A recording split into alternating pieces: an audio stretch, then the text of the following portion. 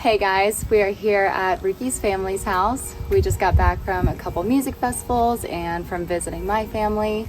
So now we're here. So while we're at my family's house, we figured we'd utilize this time not only to see them, but also to get some van projects done before we head west here in the next couple of months. So today we're going to be installing the VIOFO A119 mini dash cam. It has 60 frames a second, so it's really good picture quality. It has built-in Wi-Fi, a CPL filter, which if you don't know what that means, it prevents glare in the camera. We also have a little Bluetooth remote control for it, and we will be hardwiring ours with the Hardwire kit that you can buy separately. This will allow us to run the dash cam when the car's off too. So when we're parked in parking lots, we can always keep an eye on what's going on. You don't have to do this. You can have, it also just comes with like a cigarette plug that you can use while the vehicle's actually running. Again, when the vehicle's not running, you can throw this Hardwire kit, you can use it 24/7, and we're gonna actually go through all the steps that you need to know to be able to install this. And to go with the Hardwire kit, there are a couple pieces that you're gonna need to buy separately. These are also cheap too, like $8 a piece. They're just add a fuse components, and you need 2 of these. All right, let's get into the install. So just unboxing it, the packaging is very nice. And this is what it looks like. And when you take the camera out, there's this that says read before installation, so we're gonna check that out. We need to check and make sure this is getting power. So instead of just doing the whole process where we hardwire it, we're gonna take the optional cigarette lighter charger and just plug it into the van. Plugging it in, the van is on, and it is getting power. You can see it's lit up red right there. It's turning on. Please insert the memory card. So we have the 64 gigabyte micro USB. I'm not sure what the maximum SD card it can take is, but we're just gonna use this one. Inserting that, and then just gonna plug this back in. See, it's recording. I guess we can unplug this for now. So now we are going to mount it, and we just peel this off and place it where we want it. We're gonna put it behind the rear view mirror up here. And then a trick or something to keep in mind is that you want to mount it where your windshield wipers wipe in case your windshield is dirty. And then it does come with an extra sticky pad if you ever decide that you need to move your dash cam. We just want to make sure we're putting this in a good spot where we can still put up our windshield reflector. So I think if we just go under the center right here, there's a big air gap, but we're just going to wipe the surface a little bit and then get this stuck up there. Now that we've got that mounted, we can move on to the hardwiring kit. Okay, so in the Hardwire kit, we have the main cord or the main wire that runs from the device down to our fuse panel. And then we have the actual hardline wires that we're gonna be using. And then to accommodate, we are gonna need these add a fuse components that I mentioned earlier. These do not come in the Hardwire kit, but they're like $8 at AutoZone. The mini is the one we needed, so just make sure you check with whatever vehicle you have to make sure you buy the right ones. Step 1 is obviously you gotta find the interior fuse panel of your van or vehicle, wherever you're installing this. We have a Ram ProMaster 2017, so our fuse panel is right here, and that's gonna be where we're adding our hardline kit. Step 2, we have to identify which of the fuses are going to identify as our ACC slot and then as our battery slot. The red wire is our battery, yellow ACC, and then the black is our ground. And just from what I've seen online, people use this bolt right here as the ground. That's what we're gonna use. So now that we've located our fuse panel, we wanna use our fuse testing kit to identify a live fuse slot even when the ignition is off. I'm just gonna connect our device specifically. We just hooked this into a grounded source, which I know this bolt is a grounded source. And I'm going to start tapping the exposed parts of these fuses to see if they are live or not while the ignition's off. And boom, as you can see, it lights up. These are live. And I'll show you an example of one that's not live. I know these upper fuses right here, you can see it is not lighting up. So those fuse slots are only live when the ignition is turned on. But for this example, our red battery wire, we want a live source when the ignition is off. So I know I'm gonna use one of these here. And just from what I've seen online, people use a lot of times this one right here. It is the F48 slot and the Ram ProMaster. So that's the one we're gonna be using for our red wire. And for our yellow wire, we want to use a slot that is only live when the ignition is turned on. So again, these top ones are not live currently, but when we turn the ignition on, now those fuse slots are live. So that's where we're going to want to attach our yellow ACC wire. For the red battery wire, we are using slot F48. And for the yellow ACC wire, we are using slot F51. And then just to round up the final wire we're gonna need, we have our black ground, and that we are just gonna undo this bolt and put on that grounded bolt. Okay, so now we're gonna install our add a fuse little component pieces. We're gonna start with our red wire, where our red wire is connecting. So I am going to pull that out with just a pair of needle nose pliers. You can use other tools as well, but these work just fine. The fuse that you pull out of the slot, the one that is in the vehicle initially, you want that to be in the closest slot to these prongs. And the additional slot is gonna be where we're adding the fuse for the dash cam. And that will be the same in both of them. Another thing to note, any fuse that you add for your dash cam will have to be of equal amperage of the initial fuse or lower.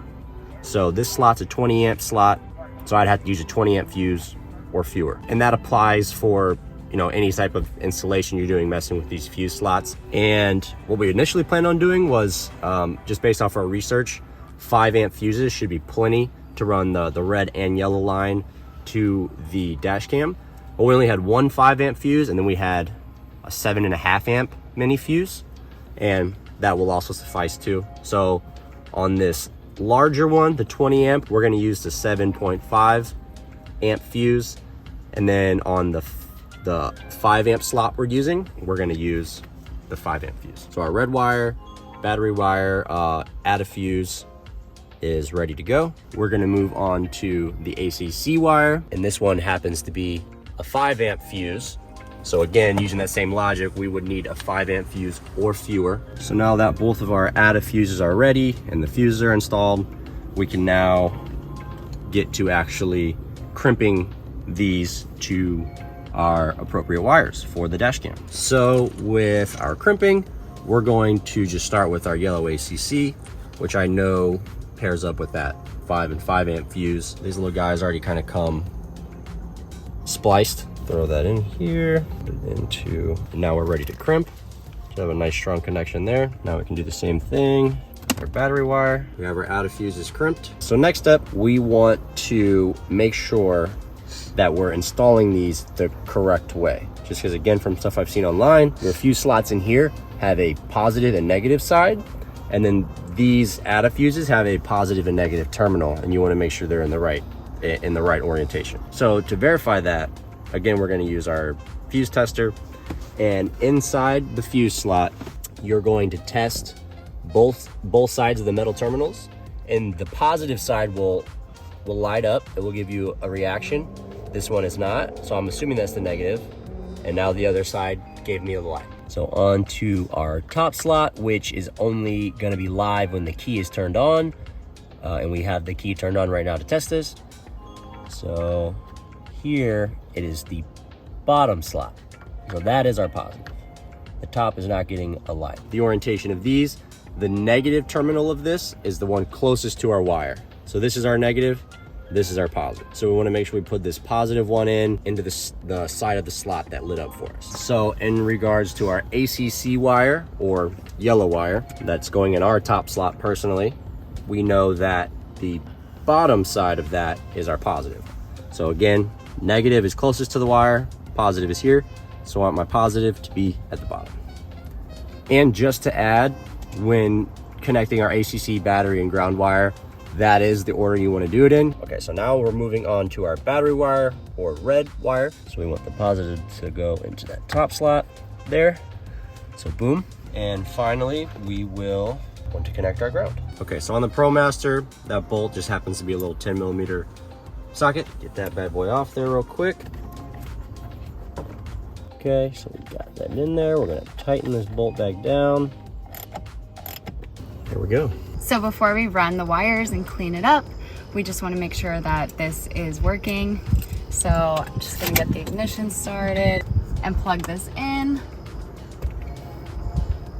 And it is turning on right now. Recording started. So we know that our Hardwire is running power. And we can get these all tucked up and placed inside of this little compartment here.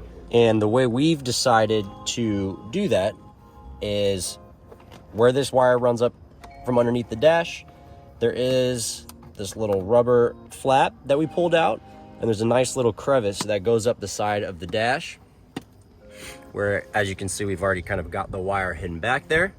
And then I think we're gonna run it all the way up, probably come under here and go along the window right here on that black seam. And to finish tucking the wires up along the seam and along right in the front of the headliner, we used this little paint tool and it allowed us to tuck it up in there real nice. So yeah, I recommend using this.